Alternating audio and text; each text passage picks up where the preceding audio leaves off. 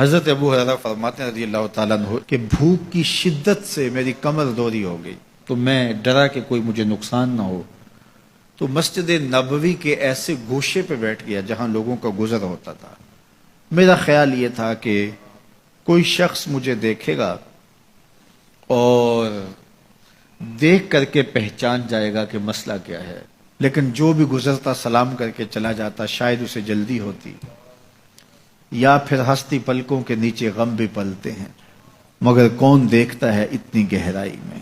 میں نے سوچا کہ ایک قدم اور آگے بڑھوں اور آنے والوں سے ہم کلام ہوں، جب میں ان سے بات کروں گا تو میرے لہجے سے وہ میری آواز کی شکستگی سے پہچان جائیں گے کہ میرا مسئلہ کیا ہے۔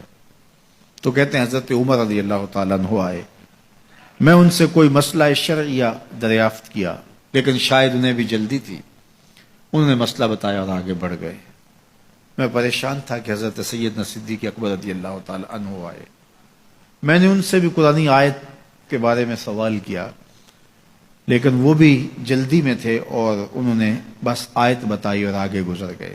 تو فرماتے ہیں کہ میں ایک عجیب کیفیت میں مبتلا بیٹھا تھا کہ ایک جانب سے روشنی اٹھی اور دل و قلب و نگاہ کا مرشد اولین آ گیا۔ تو کہتے ہیں حضور آ گئے، تو چونکہ میری عادت بنی ہوئی تھی کہ میں ہر آنے والے سے مسئلہ ہی پوچھ رہا تھا، تو میں نے حضور سے بھی مسئلہ پوچھ لیا۔ تو حضور نے میری جانب دیکھا اور پھر زیر لب مسکراتے ہوئے بولے، ابو ہریرہ بھوک لگی ہوئی ہے؟ میں نے کہا جی حضور مجھے بھوک لگی ہے۔ کہا میرے پیچھے آ جاؤ۔ حجرات اقدس کی قربت میں حضور پہنچے تو اہل خانہ کو آواز دی کچھ کھانے کے لیے ہے؟ تو انہوں نے کہا دودھ کا ایک پیالہ ہے۔ مجھے فرمانے لگے ابو ہریرہ وہ جو صفہ کے چبوترے پہ بیٹھے ہیں جاؤ ان کو بلا لاؤ۔ کہتے ہیں دودھ کا ایک پیالہ، اور مجھے تسکین ہوئی تھی لیکن 70 آدمی بیٹھے تھے وہاں۔ خیر حکم تھا، میں بلا لایا، میرے ہاتھ میں دودھ کا پیالہ دیا، کہا ابو ہریرہ دائیں سے شروع ہو جاؤ۔ اب میں ایک شخص کو پیالہ دیا اور دودھ کو دیکھنے لگا، اور وہ سیراب ہو کے گٹا گٹ پینے لگا، اپنی بھوک اور پیاس مٹا چکا، اور میں نے دیکھا کہ ایک قطرہ بھی کم نہیں ہوا۔ میرے اندر جو پہلے وسواس اٹھ رہے تھے اور مجھے جو احساس ہو رہا تھا وہ مٹ گیا۔ پھر میں نے دوسرے کو پیش کیا، اس نے بھی سیراب ہو کے پیا، لیکن دودھ ایک قطرہ بھی کم نہیں ہوا۔ پھر میں نے تیسرے کو دیا، چوتھے کو دیا، 70 آدمی دودھ پی گئے، لیکن دودھ میں سے ایک قطرہ بھی کم نہیں ہوا۔ لگتا تھا رب نے اس دودھ کا تعلق حوض کوثر سے جوڑ دیا۔ تو حضور نے فرمایا ابو ہریرہ، میں نے کہا جی حضور۔ فرمایا کون باقی؟ میں نے کہا حضور ایک آپ باقی اور ایک میں باقی۔ تو فرمایا اب تم پیو۔ تو کہا کہ میں نے دودھ پیا اور خوب سیراب ہو کے پیا۔ حضور نے فرمایا اور پیو، میں نے اور پیا۔ پھر فرمایا اور پیو۔ میں نے کہا مجھے قسم ہے اس ذات کی جس نے آپ کو حق کے ساتھ مبعوث کیا ہے، میرے میں ایک قطرے کی گنجائش بھی نہیں ہے۔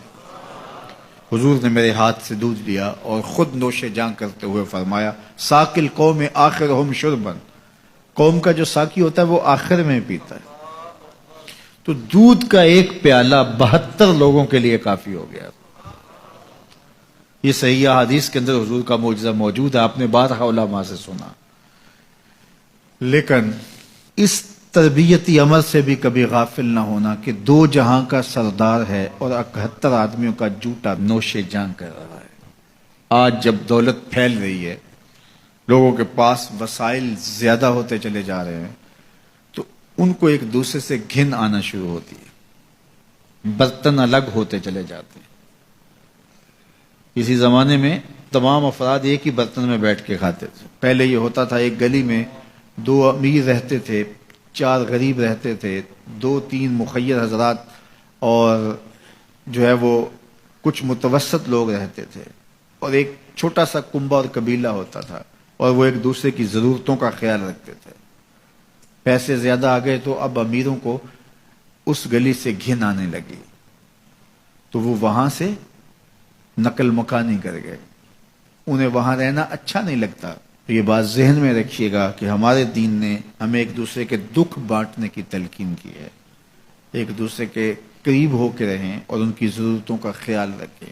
اپنی استطاعت کے مطابق کسی کی عزت نفس کو نقصان پہنچائے بغیر، شہرت، ریا اور کسی اس طرح کی مرض کو اپنے قریب جو ہے وہ نہ آنے دیں، اور لوگوں کی اس مخفی انداز سے مدد کریں کہ ان کی ضروریات پوری ہوں۔ بلکہ میرے حضور نے ارشاد فرمایا، جس شخص نے صدقہ کیا اور اتنے مخفی انداز میں کیا کہ جو دائیں نے خرچ کیا بائیں کو خبر نہیں ہوئی، جب بائیں کو خبر نہیں ہوئی تو ہمسائے کو خبر کیسے ہوگی؟ لیکن یہاں تو 7 اخباروں میں خبر چھپتی ہے